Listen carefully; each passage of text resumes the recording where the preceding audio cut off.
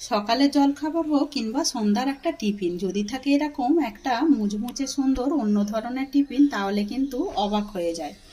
নমস্কার বন্ধুরা, কাজের ভিলেজ কিচেনে সকলকে স্বাগত জানাই। রোজকার মতো আজও রান্নাঘরে চলে এলাম। আজকের রেসিপি প্রথম থেকে লাস্ট পর্যন্ত দেখতে থাকুন, আশা করছি ভীষণ ভালো লাগবে। তো চলুন তাইলে শুরু করা যাক। এর জন্য এখানে আমি একটা আলুকে সিদ্ধ করে নিয়েছি খুব ভালো করে। এর মধ্যে কোনো রকম লবণ দেওয়া হয়নি, শুধু একটু ধুয়ে পরিষ্কার করে ভালো করে সিদ্ধ করে রেখেছি।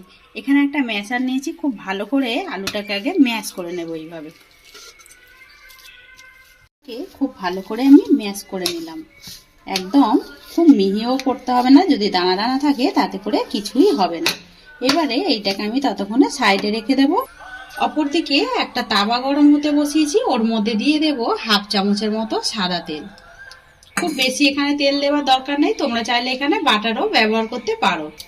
তেলটা যখন বেশ গরম হয়ে যাবে তখনই আমি এর মধ্যে এখানে নিয়েছি একটা পাকা কাঁচা লঙ্কা, মাঝখানে দিয়ে ফালা করে এইভাবে একটু কেটে নিয়েছি। ঝালটা তোমরা তোমাদের মাপ মতোই দেবে। আর এখানে একটা পেঁয়াজ নিয়েছি বেশ মাঝারি সাইজের, এইভাবে ছোট্ট করে টুকরো করে নিয়েছি। এবারে দুটো উপকরণই আমি তেলের মধ্যে দিয়ে দেব।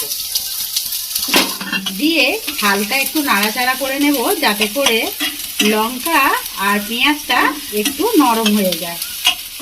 এখানে লঙ্কা আর পেঁয়াজটা বেশ নরম হয়ে গেছে, এর থেকে আর নরম করবো না। এবারে গ্যাস অফ করে দেব। আর এই ভেজে নেওয়া পেঁয়াজ আর লঙ্কাটাকে আলুর মধ্যে দিয়ে দেব সামান্য একটু গোলমরিচ গুঁড়ো। আর এর মধ্যে দেব স্বাদ মতো লবণ বা মাপ মতো লবণ।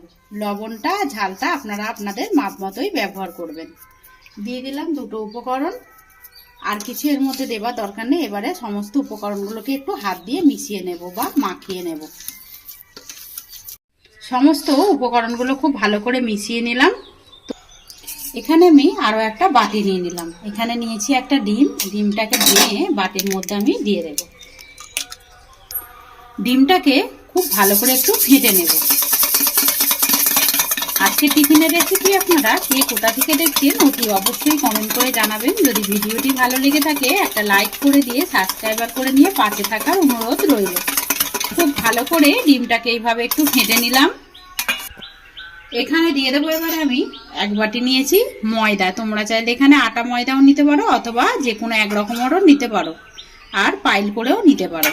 দিয়ে দিলাম এক বাটি আমি ডিমের মধ্যে ময়দা। আর দেবো এখানে এক চামচের মতো সাদা তেল। দিয়ে দিলাম এক চামচের মতো সাদা তেল, স্বাদ মতো লবণ বা মাপ মতো লবণ। সমস্ত উপকরণগুলোকে একটু মিশিয়ে নেব ডিমের সঙ্গে। সমস্ত উপকরণগুলোকে ডিমের সঙ্গে একটু মিশিয়ে নিলাম ময়দার সঙ্গে। আর আমি যে আলুর পুরটা রেডি করেছিলাম, চাইলে তোমরা ওখানে জিরে গুঁড়ো অথবা চাট মশলা, ম্যাগি মশলা ব্যবহার করতেই পারো। এবারে অল্প অল্প করে একটু জল দেব। আর এখানে চাইলে পরে তোমরা কিন্তু একটা দুধ দিয়েও থকথকে ব্যাটার রেডি করে নিতে পারো। আমার হাতের সামনে এখন দুধটা নেই, তাই আমি দিলাম না। এবারে অল্প অল্প জল দেব আর সুন্দর একটা ব্যাটার রেডি করে নেব। খুব ভালোভাবে আমি ময়দাটাকে ডিমের সঙ্গে মিশিয়ে নিলাম। ঘনত্বটা ঠিক এরকমই থাকবে, যখন বুদবুদ করে পড়বে সেটা কিন্তু অতি সহজেই দেখবে একদম মিশে যাবে। এইভাবেই একটা গোলা গুলে নিতে হবে। অপর দিকে আমি আবারও কড়াটা গরম হতে বসিয়ে দিয়েছি। কড়াটা কিন্তু বেশ গরম হয়ে গেছে, এর মধ্যে হালকা করে একটু তেল ব্রাশ করে দেব। আমি আগেই বলেছি তোমরা চাইলে এখানে বাটারও দিতে পারো। হালকা একটু তেল দিয়ে দিলাম। এবারে যে গোলাটা গুলেছিলাম এটা ঠিক মাঝ বরাবর এইভাবে দিয়ে দেব। যেরকম ঠিক আমরা গোলা রুটি বা ধোসা করি সেরকম ভাবেই এরকম চারিদিকে একটু সেট করে সুন্দর করে একটু গোলাকার নিয়ে নেবে। এইভাবে চারিদিকে একটু গোলাকার গোলা রুটির মতো করে দিলাম। যখনই দেখবে এরকম ভাবে শুকিয়ে আসবে তখনই হালকা করে একটু তেল ব্রাশ করে দেব। খুব বেশি এর মধ্যে তেল লাগে না, হালকাই তেল দিলে পরেই হয়ে যাবে। যেহেতু আবার ননস্টিকের তাওয়া, তাই জন্য বেশি তেল লাগে না। যখনই এরকম এক পিঠ হয়ে যাবে দেখুন কত সহজেই গোলা রুটিটা উঠে গেল। রুটিটাকে বেশ সুন্দর করে আমি দু পিঠ ভালো করে ভেজে নিলাম। এইভাবেই ভেজে নিতে হবে। এবারে রুটিটাকে আমি তুলে নেব একটা প্লেটের মধ্যে। কতটা সুন্দর দেখতে হয়েছে দেখুন, খেতে ভীষণ ভালো লাগবে। একইভাবে সমস্তগুলোই আমি ভেজে নেব। আগে ভেজে ফিরে আসছি। সমস্ত রুটিগুলোকেই গড়ে নিলাম। বেশ সুন্দর হয়েছে, আর কতটা পাতলা হয়েছে সেটা কিন্তু দেখতেই পাচ্ছেন। এরকম পাতলা পাতলা করেই রুটিগুলোকে গড়ে নিতে হবে। এটাকে এবারে সাইডে রেখে দেব। এখানে নিলাম আমি আরও একটা থালার মধ্যে দিয়ে দেবো একটা ডিম নিয়েছি। মানে এই রান্নাটা আমার 2টো ডিম লাগছে। ডিমটা ভেঙে আমি থালার মধ্যে দিয়ে দিলাম। এবারে ডিমের মধ্যে দেব স্বাদ মতো লবণ বা মাপ মতো লবণ, আর দেবো এর মধ্যে যেটা একটা ডিম দিয়েছি যেহেতু আমি ওর থেকে অর্ধেকের মতো জল দেব। দিয়ে দিলাম জল আর ডিমটাকে খুব ভালো করে আমি এখানে ফেটে নেব লবণটার সঙ্গে। আর আমি আগেই বলেছি এর মধ্যেও কিন্তু তোমরা চাইলে জলের পরিবর্তে এখানে দুধ ব্যবহার করতে পারো। বেশ ভালো করে আমি জল আর ডিমটাকে লবণটাকে পাইল করে নিলাম ডিমের সঙ্গে। 1 চামচ দিয়ে দেবো এখানে কর্নফ্লাওয়ারের পরিবর্তে তোমাদের হাতের সামনে না থাকলে এখানে কিন্তু তোমরা ময়দা ব্যবহার করতে পারো। আমি কর্নফ্লাওয়ারটা দিয়েও খুব ভালো করে এবারে মিশিয়ে নেব। সমস্ত উপকরণগুলোকে খুব ভালো করে মিশিয়ে নিলাম। এটা টিফিনে খেতেও কিন্তু ভালো লাগবে, আর বাচ্চাদেরকেও টিফিনে দিতে পারবেন। সন্ধ্যেবেলা যখন মুড়ি অথবা কিছু যখন ভালো লাগবে না মুখে, এইভাবে একটা টিফিন রেডি করতে পারো। গোলাটাকে সাইডে রেখে দিলাম ডিমের। এবারে নিয়ে নিয়েছি আমি গোলা রুটিগুলো যে গড়েছিলাম ওইটা নিয়ে নিয়েছি।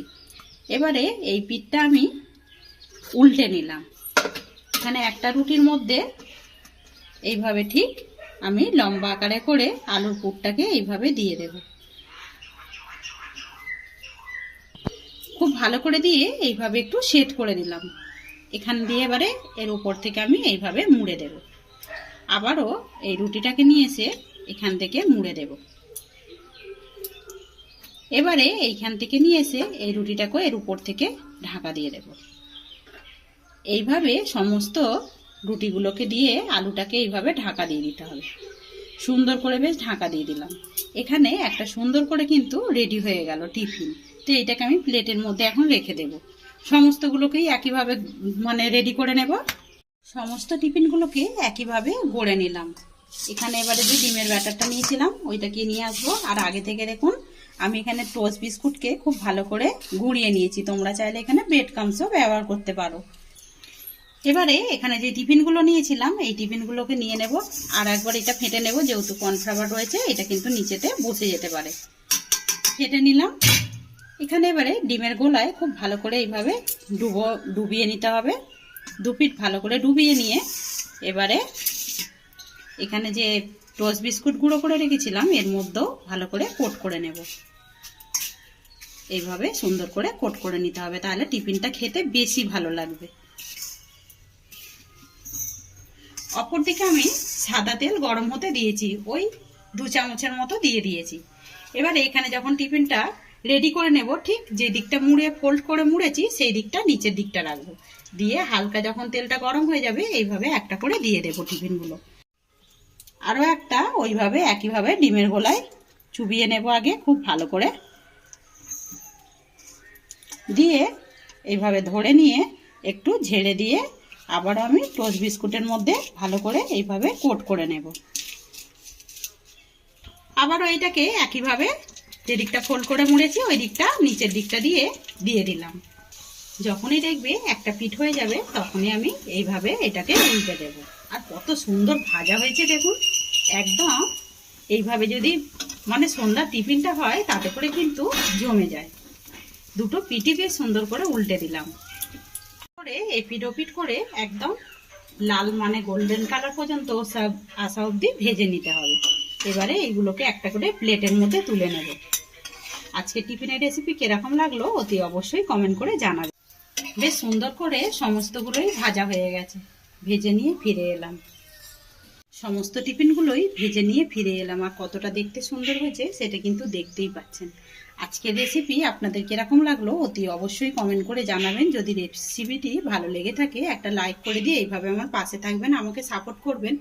আমার এরকম নিত্য নতুন রান্নার জন্য পাশে থাকা বেল আইকনটি প্রেস করবেন। সবাই ভালো থাকবেন, সুস্থ থাকবেন। ধন্যবাদ। আবারও কোনো নতুন রেসিপি নিয়ে ফিরে আসবো। আজকের মতো এই পর্যন্ত।